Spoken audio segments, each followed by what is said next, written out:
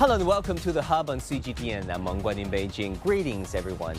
As China charts the course for its 15th five-year plan, the country is once again emphasizing high-quality development and deeper international cooperation and a more open approach to the world. In the recommendations of the Central Committee of the Communist Party of China for formulating the 15th five-year plan for national economic and social development, it is stated that China should engage in deeper exchanges and mutual learning with other cultures and carry out extensive people-to-people exchanges and cooperation. New Zealand is one of the countries that shares this vision. Both nations see learning and sustainability as essential to building a better future. In education, China and New Zealand have established a long-standing partnership, from university exchanges and joint research programs to platforms like the China Education Expo, now in its 26th year. With New Zealand as this year's guest of honor, the Expo reflects how the two sides are turning policy ideas into real-world cooperation, cultivating talent and mutual learning and mutual understanding for a more connected world. That same spirit of collaboration extends to climate action. As the world prepares for COP30, both countries are stepping up efforts to promote low-carbon development and green innovation. China's 15th five-year plan places environmental protection and scientific progress at its core, while New Zealand continues to lead globally in renewable energy and biodiversity protection. And to share more insights on this partnership and how education, science, and climate action are shaping our shared future, Now, we're delighted to have New Zealand's Minister of Science, Innovation and Technology, Honorable Dr. Shane Reti, joining us today. Minister Reti, welcome to Beijing, China, and to this forum on international education. We learned that New Zealand was recognized, rightly so, as the guest of honor. How do you feel about this arrangement, now leading this very big delegation in China for this forum? Well, thank you, Guan. It's a real honor and a privilege to be the country of honor. And the education relationship between New Zealand and China is strong. It's been strong for many years. I met with Minister Hui this morning, and we agreed that we will look to see how we can make it even stronger, that we'll look at how we can deepen that relationship through student exchanges, through partnerships with vocational and universities, and through research collaboration. So it's been a strong relationship, and we're going to look at how we can make it even better. Yeah. How do you feel about the cooperation on science and innovation, given the fact that China has been evolving very rapidly in particularly the application of AI, of some of the leading and cutting-edge technologies of the world? What kind of educational cooperation projects are in the pipeline? Look, I think this is really exciting because there are things that clearly China is excellent at, and there are some things, humbly, we may be good at as well. Some would say that we're good at agriculture, that we're good at biotechnology. And what we're looking to do is how we can bring the best of China and the best of New Zealand together to further those educational relationships. We both win when we do that. Can you give us some specific examples on the things that you've touched, like agricultural cooperation, for example? Sure. So I've actually just come from a function where I believe 34 memorandums of understanding were signed between New Zealand institutions and Chinese institutions. That's just today, 34. I believe there may be 40 or more that have already been signed. So we have this groundwork between us where the best of China can work with the best of New Zealand, and together we can move forward in international education. I know that STEM education and AI education are a big part of the future of New Zealand. The country has been stepping up funding and resources for these very issues, from primary school all the way through university. How do you see our two countries working together in those fields? And in particular, initiatives being signed, agreements being arranged? So I think we both want the same things from AI. I think we both want to improve productivity. We both want to move forward in a modern digital world, and artificial intelligence is important for that. For us, we would be thinking about what areas might we be looking to deploy artificial intelligence. Again, might it be in the agri-tech sector? Might it be in other areas that we work well? You have real expertise in artificial intelligence. We maybe have the laboratory and the platform where it could be deployed. So let's put ourselves together and see what magic we can create. Can you again give us some specific examples of how agricultural cooperation benefited not just China but New Zealand? Your expertise and know-how economy can be about. So a good example of where the collaboration between China and New Zealand makes a difference is in a biological pest called the brown mummierated stink bug. Now, we don't have it in New Zealand yet, but if we do, it will be a problem for us. You have it here and have developed biological mechanisms as to how to defeat it. More specifically, you are using a samurai wasp to great effect. And so we've developed a collaboration between New Zealand and actually with industry as well, with the kiwi fruit industry and with the China's Agricultural University to look at how we can use this biological control if the mummierated stink bug comes to New Zealand. I know because a lot of Chinese consumers, they're happy with their lives by and large, but there's one thing that they took issue with, that is the quality of food. And they look up to places like New Zealand, which prides itself in producing all natural products and produces, especially in agriculture. Can you maybe share with us some New Zealand expertise on how you delivered, how you pulled it off? Given the size of the country and the scale of your agriculture, you can still produce natural stuff without much pesticide, fertilizers that some of the producers here took issue with. Food security is really important. And again, Minister Huai and Minister Yin both explained to me that priorities for China include food science, include health science, include science around the environment. But food science was mentioned several times. And we have, because we're a small country and we export consumables, we export food products like kiwi fruit and dairy products. We've needed to be excellent at our food security. We've needed to be excellent at our food management so that when it's received offshore, people know it's high quality and safe. And around that, we've built education, we've built learning, we've built expertise and infrastructure in food technology. And we actually have Chinese students who come to New Zealand to learn food technology at some of our institutes so that they can bring that expertise home. That's the sort of collaboration that we can have. So Minister Reti, let's talk about education. New Zealand is still a favored destination of study for Chinese students. We learned that the Chinese student body make up something like a third of all international students currently studying in New Zealand. Why do you think that's the case? So as you've said, Chinese students are the biggest source of international students for New Zealand. And I think there's several things to that. We know that when we survey students that there's high satisfaction amongst Chinese students for the educational offering that we're providing. And I think that comes down to a number of things. First of all, they're looking for quality education. They're looking for international qualifications. They're also looking for a student experience that is warm and inclusive and inviting. In fact, we were one of the first countries to bring in what's called a pastoral code of conduct, which means that we have an obligation to look after our international students. So we really look to take care of our international students, and I suspect that's why it's popular. Pastoral code of conduct. Can you elaborate for us on that? A pastoral code of conduct is a code of conduct that providers, technical institutes, universities, those who take on international students are obliged to follow the pastoral code of conduct, which means you have to look after your students, you have to make sure that they're well cared for, you have to take into account their well-being. It's all an obligation that goes with the privilege of having international students. And then in what ways do you think the Chinese students are contributing to the classrooms, the discussions and debates of New Zealand higher learning institutions? Chinese students enrich our environment. They enrich our learning environment. They enrich our communities. They help us take a place on the global stage. They bring their perspectives, their viewpoints, their history, and we are better for having them amongst us.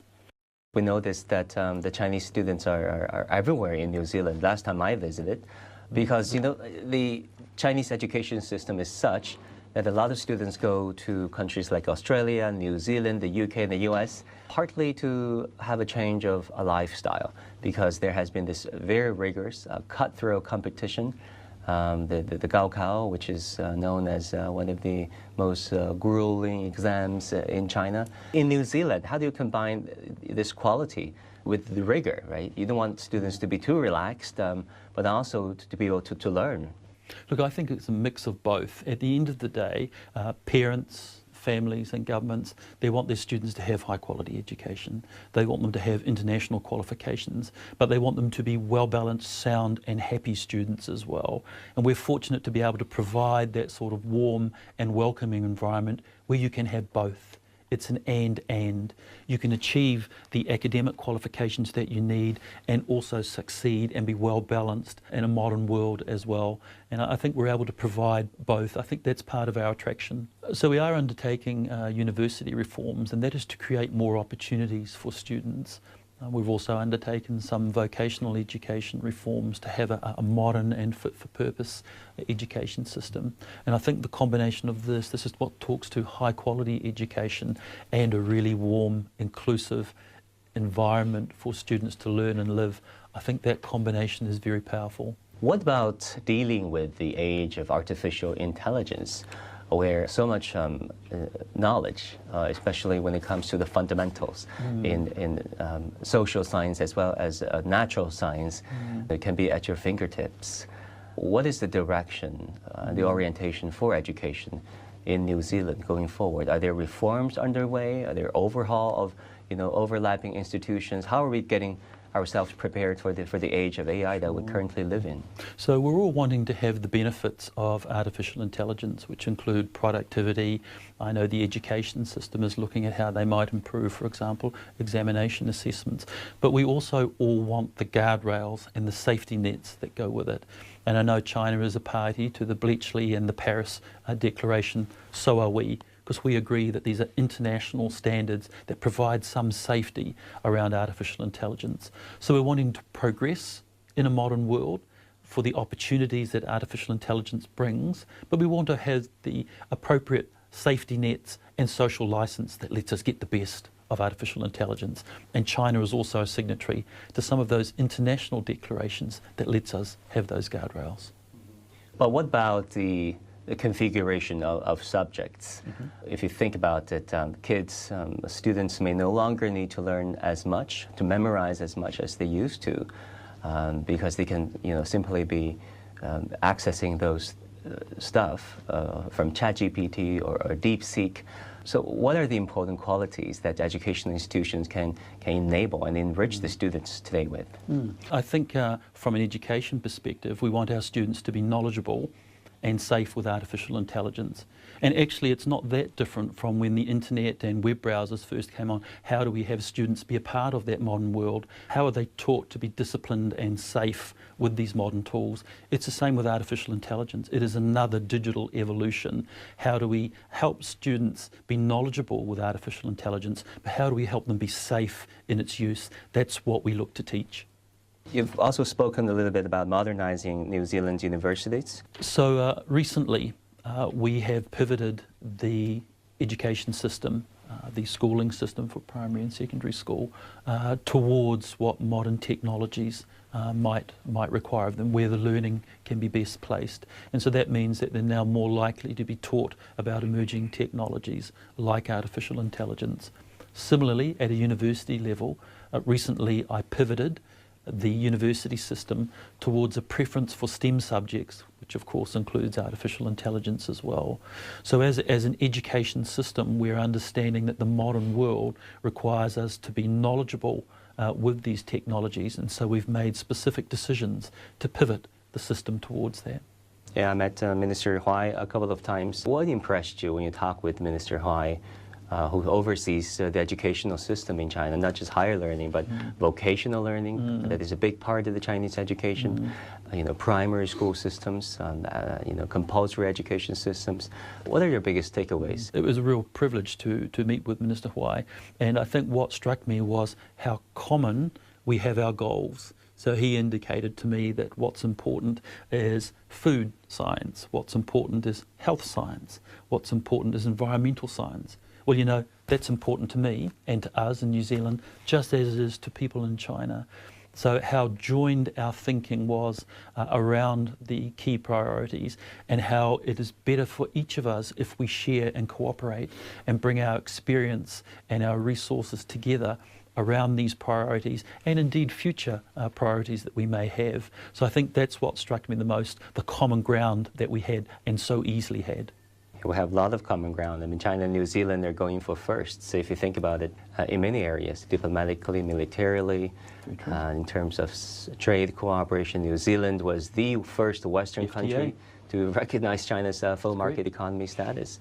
What do you think are the areas that the two sides can complement each other, can forge greater synergy in science and innovation? Look, I think the priorities that the ministers from China have indicated around food science, and we've talked about that, we have some expertise that we can bring to that table, around health science, the opportunities for us to collaborate. In fact, we already are.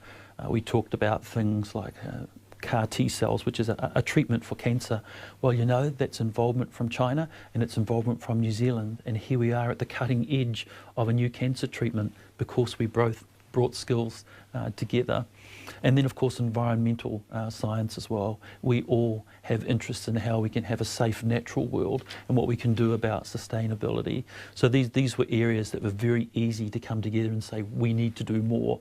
We do some things together, but there's so much opportunity for us to do more, and that's where our collective educational institutions will look to come together to bring students together, to bring that knowledge together so that we can advance on these priorities that are important to China and important to New Zealand. What do you think does New Zealand have to offer when it comes to sustainability technology? Because New Zealand got to where it is thanks to, of course, the environmentally conscious population, but also the technologies. So we have 80 to 85% renewable energy substantively through hydroelectric energy.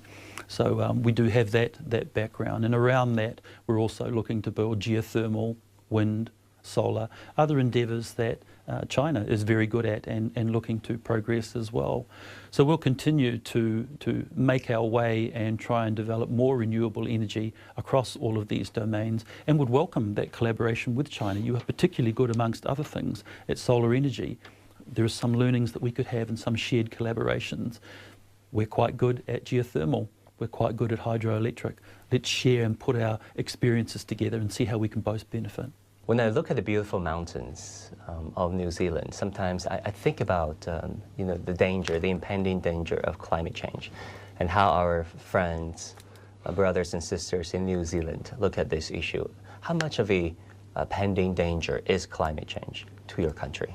Oh, we are concerned with climate change like other like-minded countries are. We have a Minister for Climate Change who indeed visited China several months ago. So that's a good signal of how important we place climate change as a government. But I think what's also important is how we can get to solutions, how we can collaborate together with other countries who are making progress in various areas around climate change, and how we can all come together with solutions to do a better job. But when it comes to the imminent danger of climate change that it imposes on some smaller, Pacific Island states of your neighbors, like the Solomon Island, like Fiji, Tuvalu. Tuvalu, the leaders of which we've interviewed, they've really expressed a urgency to rally the countries around, to put aside their differences and to act. We have the same concerns that they do because we're part of the Pacific Islands Forum, which is the premier forum for Pacific Islands to express their concerns and their priorities. And we're an active member of that forum, and we support our Pacific Island nations and understand their concerns, which are our concerns as well. What would be your advice to the Chinese students who are still adjusting to the life in New Zealand? What kind of cultural sensitivity and cross-cultural understanding that they should get themselves familiarized before they can fully make use of their life, their student experience in New Zealand? Sure, I would say to them, embrace the environment. We are warm people and you are welcome.